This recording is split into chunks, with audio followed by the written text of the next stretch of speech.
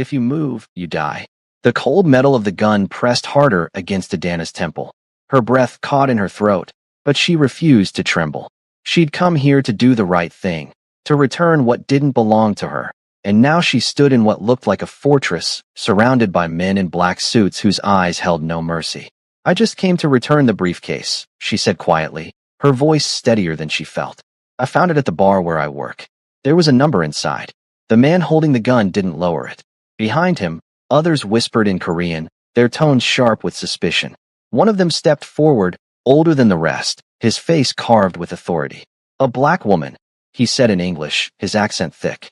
"Returning money. Boss will not believe this." Adana's jaw tightened. She knew what he was implying. The stereotype was as old as time itself, and it burned in her chest like acid. But she'd learned long ago that anger wouldn't feed her children. She'd learned to swallow it, to survive it, to rise above it even when the world insisted on pushing her down. "The money doesn't belong to me," she said, meeting the older man's eyes.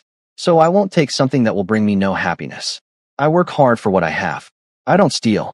Before we continue with Adana's story of heartbreak and resilience, welcome back if you're returning, and if you're new here, subscribe.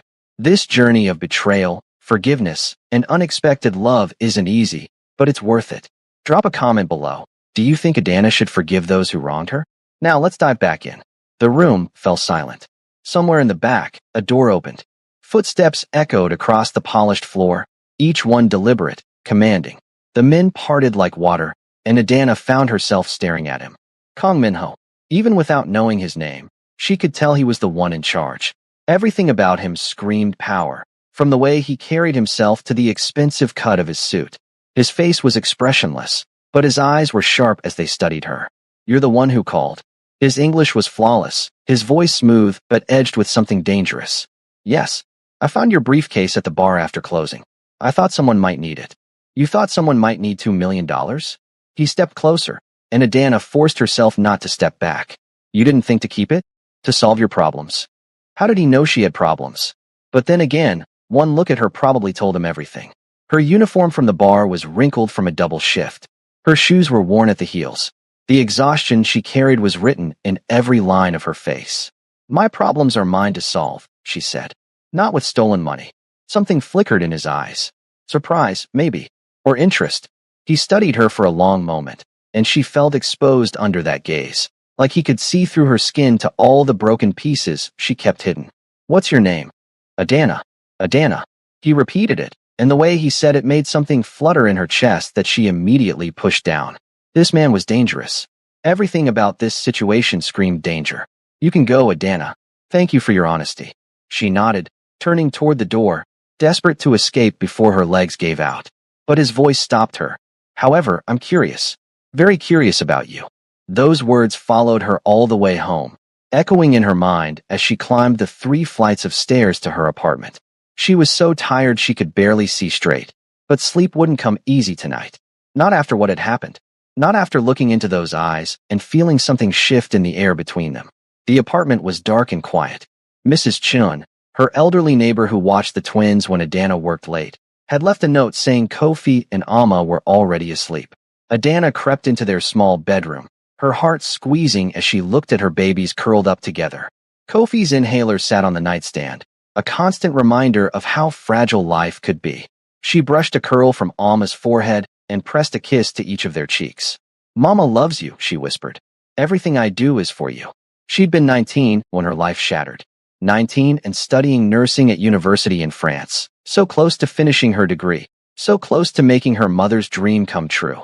Her mother, who had died bringing her into this world, whose last breath had been Adana's first. Her father, Mr. Lee, had loved her desperately because of it, had poured all his grief and love into raising her. But then he'd remarried. Celeste's mother had been elegant and cold, and Celeste herself had inherited that coldness. From the moment they'd moved into Mr. Lee's home, Celeste had looked at Adana with unveiled hatred. Not because of anything Adana had done, but simply because of what she was. Because her skin was dark and Mr. Lee's love for her was bright, and Celeste couldn't stand living in that shadow. The party had been Celeste's idea. A celebration before final exams, she'd said with a smile that didn't reach her eyes. Adana had been reluctant, but Sophie, who was Celeste's friend and the only one who'd ever been kind to her, had convinced her to go. Just for an hour, Sophie had promised. You deserve to have some fun. She remembered the drink tasting strange. Remembered the room spinning. Remembered waking up in a bed that wasn't hers, her body aching, her mind foggy with horror and confusion. The man was already gone, but his scent lingered on the sheets, and she'd known with terrible certainty what had happened.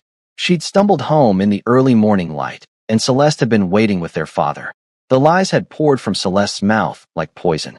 "Father, I tried to stop her," Celeste had said, tears streaming down her face in a performance worthy of an award. "She's been sneaking out for weeks. Going to clubs, meeting men. I didn't want to tell you because I hoped she'd stop, but last night she didn't come home at all." Mr. Lee's face had crumbled. "Adana, is this true?" "No, father, I swear. Celeste took me to a party. Someone drugged my drink. I don't remember." "Don't remember?" Celeste had laughed bitterly. "Or don't want to admit what you did." "Father, she's lying to cover up her reckless behavior. Everyone at the party saw her flirting, drinking. I wasn't." "Enough." Mr. Lee's voice had cracked like thunder. Adana had never heard him sound like that, so full of disappointment and rage. "I raised you better than this. Your mother would be ashamed." Those words had cut deeper than any knife. Adana had stood there, watching her father's love turn to disgust, and she'd known that nothing she said would matter. Celeste had planned this perfectly, and Mr. Lee believed every word. When she discovered she was pregnant 6 weeks later, everything had fallen apart completely. Mr. Lee had called her a disgrace to their family name. He'd told her to leave and never come back, that she was no longer his daughter. She'd packed a single bag and left France with nothing but the clothes on her back and a baby growing in her belly. No, 2 babies. The ultrasound had shown twins, and Adana had cried for hours in that clinic. How could she raise one child alone, let alone 2? She'd found work at a bar in Seoul, drawn there by some instinct she couldn't name. Maybe because her father was Korean, and some part of her still felt connected to that heritage even after he'd rejected her. She'd worked through her pregnancy, saved every coin, and when Kofi and Amma were born, she'd held them and promised they would never know the poverty she'd endured, the shame she'd carried. But promises were easier made than kept. 3 years had passed since then. 3 years of working double shifts, of stretching every dollar, of watching her children grow without their father because she didn't even know who he was. That night remained a blur of fractured images and nauseating fear. The knock on her door the next morning startled her from her thoughts. It was her landlady, Mrs. Park, and the woman's face was twisted with its usual greedy expression. "Rent was due yesterday, Adana. I can't keep giving you extensions." "I know, Mrs. Park. I get paid tomorrow. I'll have it then, I promise." "Tomorrow isn't good enough. I want it today, or you're out." The woman's eyes were cold. "I have other people interested in this apartment. People who pay on time." Adana's chest tightened. "Please, just one more day? My children. Not my problem." Mrs. Park turned to leave, then paused. "Actually, something strange happened this morning. Men in black suits came by. Very expensive looking. They asked about you." Fear shot through Adana's veins. "What did they want?" "They asked if you lived here, how much your rent was." Mrs. Park's eyes gleamed with curiosity. "Who are you involved with, girl?" "I'm not involved with anyone." But she knew. Somehow, she knew it was him. Kang Minho. He'd said he was curious about her. But this was something else entirely. This was invasion, surveillance. What did he want? She got her answer that evening when she arrived at the bar for her shift. Mr. Kim, the owner, pulled her aside with an odd expression on his face. "Your rent has been paid," he said quietly. Adana froze. "What?" 3 years in advance. "Men came this afternoon with cash. They said it was taken care of, that you shouldn't worry about housing anymore." The floor seemed to tilt beneath her feet. 3 years. That was tens of thousands of dollars. No one did something like that without expecting something in return, and the thought of what Kang Minho might expect made her stomach turn. "I can't accept that," she said firmly. "I need to pay it back." Mr. Kim shrugged. "I don't think you understand what kind of man paid it, Adana. This isn't charity you can refuse. This is a gift from someone very powerful, and refusing gifts from powerful people can be dangerous." She worked her shift in a daze, her mind spinning. When she finally clocked out near midnight, exhaustion dragged at every step. She'd started doing food deliveries on the side to make extra money, and tonight she had one last order to drop off before she could go home to her babies. The address led her to an upscale neighborhood she'd never been to before. She balanced the food containers carefully as she approached the house, But before she could ring the bell, a familiar voice called out, "Adana? Is that you?" She turned and felt her blood run cold. Celeste stood on the sidewalk, her mouth falling open in shock. She was dressed expensively, her fair skin glowing in the streetlight, her hair perfectly styled. Everything about her screamed wealth and privilege. "What are you doing here?" Celeste's shock quickly morphed into cruel delight. "Oh my God, you're a delivery woman? This is too perfect. Move aside, Celeste. I have a job to do." "A job?" Celeste laughed, stepping closer. "Is this what your life has become? Delivering food? How pathetic. How are your little mistakes doing? What were their names again? The bastards you had." "Don't." Adana's voice came out low and dangerous. "Don't you dare talk about my children." "Why not? It's the truth, isn't it? You got pregnant like a fool and ruined your life. Father was right to disown you." Celeste's smile was venomous. "I heard one of them is sick too. Asthma, isn't it? Poor little Kofi, struggling to breathe. I wonder how you're managing to pay for his medication on a delivery woman's salary. Oh wait, you're probably not managing at all." The slap came before Adana could stop herself. Her palm connected with Celeste's cheek with a sharp crack that echoed down the quiet street. Celeste stumbled backward, her hand flying to her face, shock replacing the cruelty in her eyes. "You bitch." Celeste lunged forward, her fingers curled like claws. But before she could reach Adana, a hand caught her wrist midair. The grip was firm, unyielding, and Celeste gasped as she was pulled backward. Adana's eyes widened as she saw him. Kong Minho stood between them, his expression carved from ice. He held Celeste's wrist with one hand, his entire presence radiating controlled danger. The air itself seemed to thicken with tension. "If you touch my woman again," he said softly, his voice deadly calm, "you'll discover why people fear my name more than they fear death itself." Adana's heart stuttered. "Your woman?" "I'm not." He turned to her, and something in his eyes made her words die in her throat. There was possession there, protection, something fierce and claiming that she didn't understand but felt all the way to her bones. "Of course you are my woman," he said, as if it were the most natural thing in the world. Then he turned back to Celeste, who had gone pale. "Do we have a problem here?" Celeste's mouth opened and closed. Her eyes darted between them, and Adana saw the exact moment recognition hit. Celeste knew who he was. Everyone in Seoul knew the name Kong Minho, the billionaire whose business empire stretched across Asia, whose connections ran deep into places most people didn't dare speak about. No problem," Celeste stammered, backing away. "I didn't know she was. I didn't realize." "You didn't realize she was under my protection?" Minho's voice remained soft, but there was steel beneath it. "Now you do. I suggest you remember that." Celeste practically ran back toward the house, and Adana heard her friend Sophie calling after her from the doorway. Sophie's face was white with shock, her eyes fixed on Minho with something like fear. The moment they were gone, Adana rounded on him. "What are you doing here? And what gives you the right to call me your woman? I don't belong to anyone." "You're angry." He didn't seem surprised or bothered by it. "Of course I'm angry. You paid my rent without asking me. You've been having me watched. And now you show up and—" She stopped, her hands shaking. "I don't need your charity or your protection. I can take care of myself." "Can you?" He studied her face, and she hated how vulnerable she felt under that gaze. "You work 2 jobs, you have sick children, and that woman just told you exactly how bad things are. When was the last time you slept more than 4 hours? When was the last time you weren't worried about money? That's none of your business. You made it my business when you returned my briefcase." He stepped closer, and she could smell his cologne, subtle and expensive. Most people would have kept it, used it to solve their problems. But you didn't. You did the right thing even when the wrong thing would have been easier. Do you know how rare that is? So you're paying my rent out of gratitude? She didn't believe that for a second. "I'm paying your rent because I want to know more about you. Because something about you intrigues me, and I don't get intrigued easily." His eyes searched hers. "That night when I saw you, you looked fearless. But just now, you looked broken down, timid. Don't let people like her make you small, Adana. You're stronger than that." "Why?" she asked. "Does it matter? It's enough to solve all your problems. You could go back to school, finish your nursing degree. Your son could get the best treatment for his asthma. You could give them everything. Everything except the truth. Everything except their father, though Adana still didn't know who that was. Everything except the life they'd started to build here, fragile as it was." "No," Adana said. Celeste's face twisted with fury. "What do you mean, no? Are you stupid? This is more money than you'll ever see. The answer is no.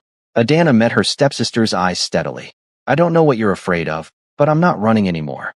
I've spent 3 years running from what you did to me. I'm done. You're making a mistake. Celeste's voice dropped to something almost desperate. You don't understand what you're getting into. Just take the money and go. Get out of my bar. Celeste left, but the encounter left Adana shaken. Something was happening that she didn't understand, currents moving beneath the surface that she couldn't see. That night, she held Kofi a little tighter as she gave him his inhaler treatment, watching his small chest rise and fall with each breath. Mama, why are you sad? Amma asked, crawling into her lap. I'm not sad, baby. Just tired. You're always tired, Amma said with the brutal honesty of a 3-year-old. I wish someone could help you not be tired. 2 days later, someone did. But not in the way Adana expected. She was walking home from the market, Kofi's hand in hers while Amma skipped ahead, when a van pulled up beside them. Before Adana could react, men in masks jumped out. She screamed, trying to grab Kofi, but someone shoved her hard. She hit the pavement, pain exploding through her shoulder, and watched in horror as they grabbed her son. Kofi! She scrambled to her feet, but the van was already pulling away. Amma was crying, screaming for her brother. Adana pulled out her phone with shaking hands and called the police, but even as she did, she knew who was really behind this. Her phone rang an hour later. Unknown number. If you want to see your son alive, Celeste's voice said, cold and hard. You'll leave Seoul by tomorrow. I'll send him to you once you're gone. Cross the border into the next city, and I'll let him go. Celeste, please. Adana's voice broke. He needs his medicine. He has asthma. He could die without. Then you'd better hurry. The line went dead. Adana stood in her apartment, Amma clinging to her leg and sobbing, and felt the world crumbling around her. She had no money for a bus ticket, no way to track Celeste, no power at all. She was exactly what her stepsister had always said she was. Nothing, powerless, alone. Then her door burst open. Sophie stood there, breathing hard, her face streaked with tears. I know where Kofi is, she gasped. But we need help. We need Kang Min-ho. How do you? There's no time to explain. Come with me. Now. They ran through the streets, Sophie leading her to a building Adana recognized. The same building where she'd returned the briefcase. The guards tried to stop them, but Sophie was screaming Minho's name, and somehow they were let through. He was in a meeting when they burst into his office. Minho looked up, irritation flashing across his face, but it vanished the moment he saw Adana's expression. What happened? My son. The words came out broken. Someone took my son.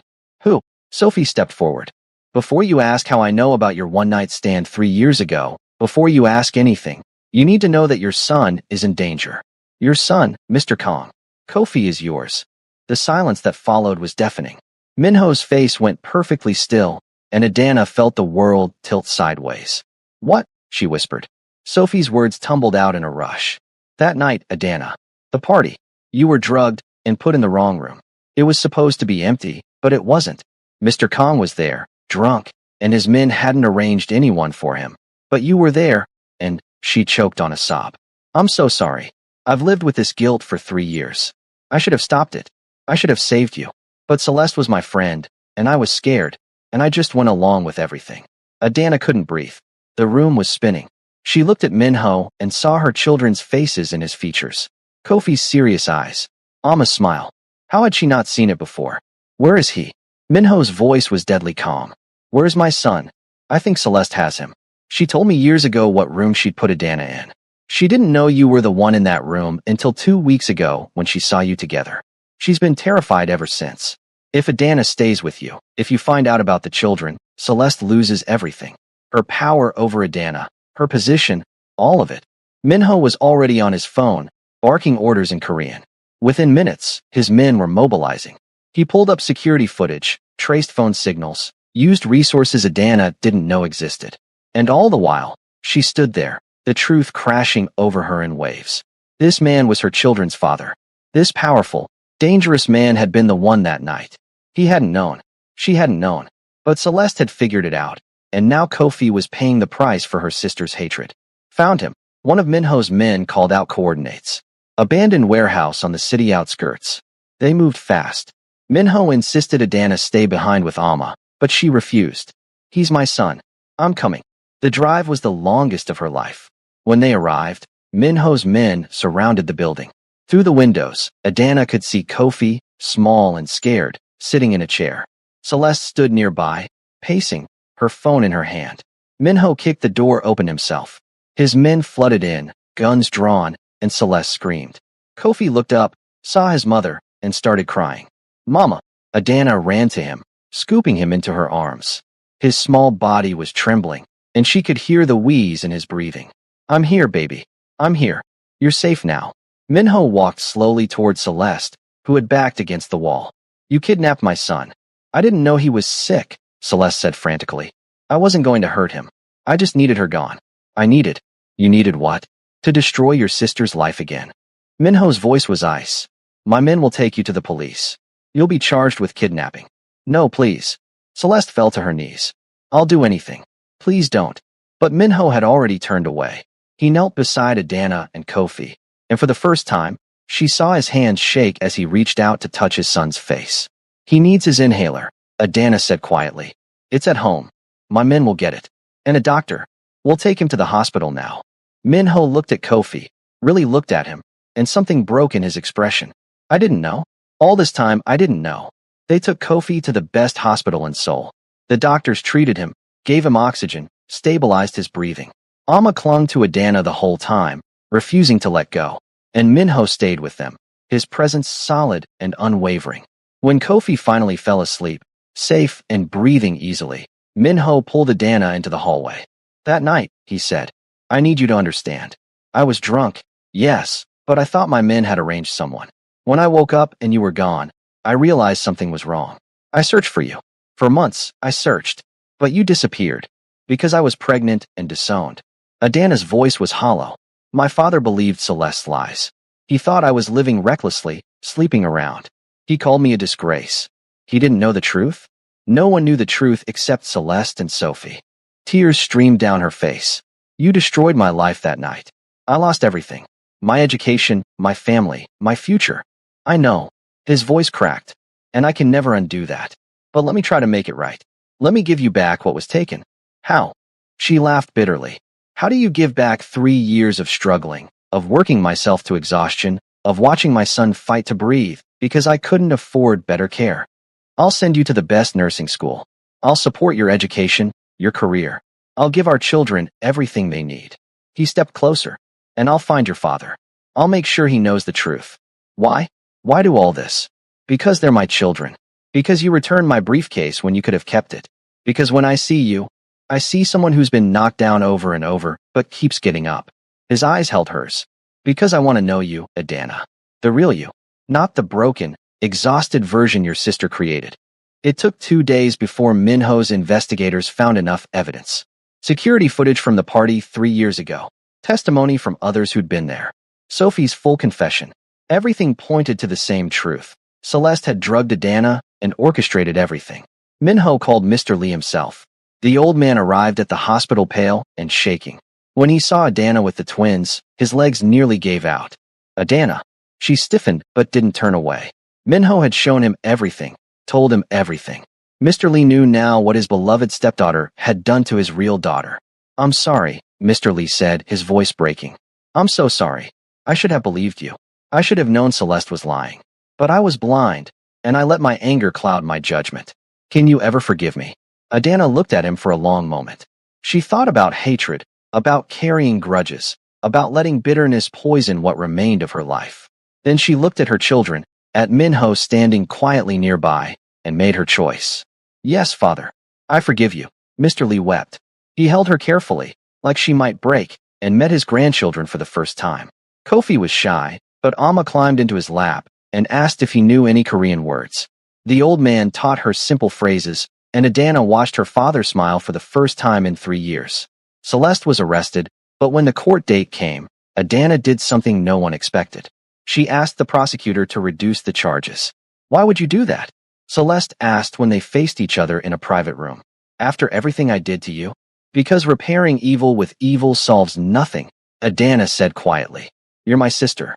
You're broken and hurting, and sending you to prison for years won't fix that. It'll only make you hate me more. Celeste fell to her knees. I don't understand. I ruined your life. I destroyed everything you had. Why would you show me mercy? Because someone has to break the cycle. Adana knelt beside her. You hated me because of my complexion, because father loved me. But that hatred only hurt you, Celeste. It poisoned everything you touched. I'm choosing not to let it poison me too. I'm so sorry. Celeste sobbed. I'm so sorry. I was jealous and cruel, and I can't take back what I did. No, you can't. But you can move forward. You can choose to be better. The charges were reduced. Celeste served 6 months and entered therapy. When she was released, Adana was there waiting.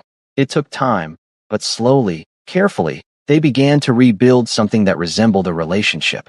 Not sisters yet, maybe not ever, but something less broken than before. Sophie helped with that.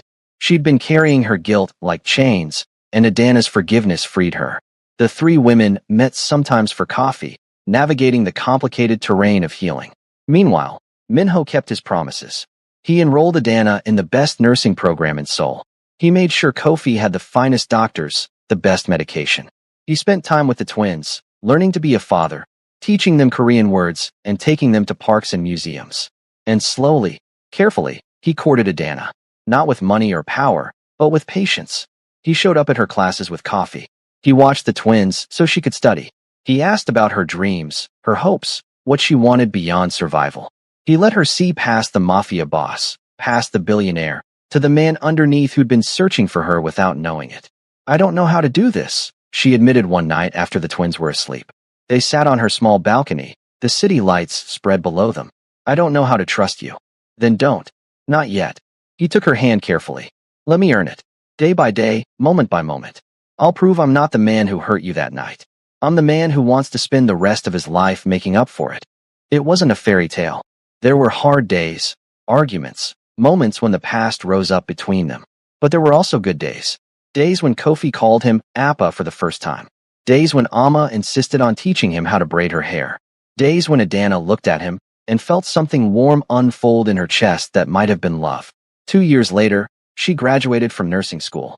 Minho and the twins sat in the front row, cheering loudly. Mr. Lee was there too, tears streaming down his face as he watched his daughter achieve the dream that had been stolen from her. That night, Minho took her to the beach. The twins were with Mr. Lee, and it was just the two of them for the first time in months. I have something to ask you, he said. Adana turned to find him on one knee, a ring in his hand that caught the moonlight. I know I don't deserve you. I know the circumstances that brought us together were terrible, but you've taught me something important, Adana. You've taught me that people can choose who they become. That forgiveness isn't weakness, it's the strongest thing in the world. You chose to forgive your sister, your father, even me. You chose not to let bitterness define you. His voice shook. Will you choose me? Will you let me spend the rest of my life being worthy of you? She looked at him, this powerful man kneeling in the sand, and saw everything they'd survived to get here. The pain, the struggle, the slow healing. She thought about her children, about the family they'd built from broken pieces. Yes, she said. I choose you. The wedding was small. Mr. Lee walked her down the aisle. Celeste was there too, sober and genuinely happy, and she'd brought her new boyfriend, a kind French teacher who made her laugh. Sophie cried through the whole ceremony. The twins wore matching outfits and carried rings on small pillows, taking their job very seriously. Adana finished her nursing program and got a job at a pediatric hospital. Minho supported her career while running his businesses. They raised their children together, teaching them both Korean and Igbo, making sure they understood both sides of their heritage. Years later, when Amma asked her mother how she'd survived everything that happened, Adana thought carefully before answering. I learned that holding on to hate only hurts the person carrying it, she said. Your Aunt Celeste hated me for my skin color, and that hatred almost destroyed both our lives. But when I chose forgiveness instead of revenge, I freed us both. That's the real power, baby. Not money or strength, but the choice to respond to evil with grace. Like you returned the briefcase, Amma said wisely. You could have kept the money, but you did the right thing. Exactly. We don't always get to choose what happens to us, but we always get to choose how we respond. And that choice defines who we become. It was a lesson Adana carried